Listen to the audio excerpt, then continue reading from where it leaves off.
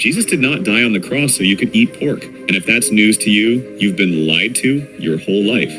When Jesus said in Mark 7 that nothing that enters a man can defile him, was he abolishing God's food laws and giving mankind permission to eat anything? Because if that's true, it directly contradicts Matthew 5, where he said, "Not one jot or tittle would pass from the law until heaven and earth pass away," and that anyone teaching against even the least commandment would be called least in the kingdom. Yet many people read Mark 7 as Jesus abolishing the dietary instructions in one sentence. But that is not what is happening.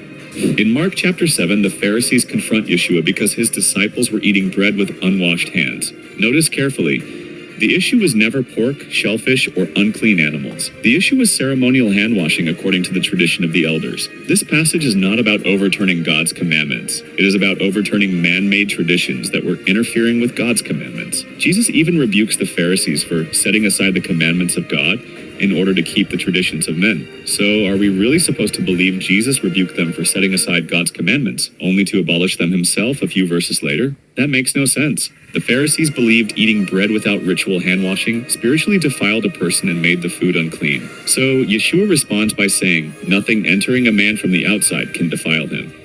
Again, the context is eating bread with unwashed hands, not eating unclean animals. Then some Bible versions add, "Thus Jesus declared all foods clean." But this is not a direct quote from Yeshua. It is an interpretive insertion by translators.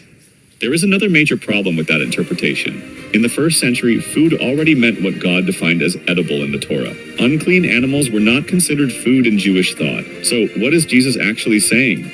He is saying that food God already declared clean does not become spiritually defiled simply because someone ate it with unwashed hands. Their traditions could not override what God had already declared clean. Jesus was not redefining food or overturning his commandments. This is why Peter says in Acts 10, over a decade later, "I have never eaten anything common or unclean."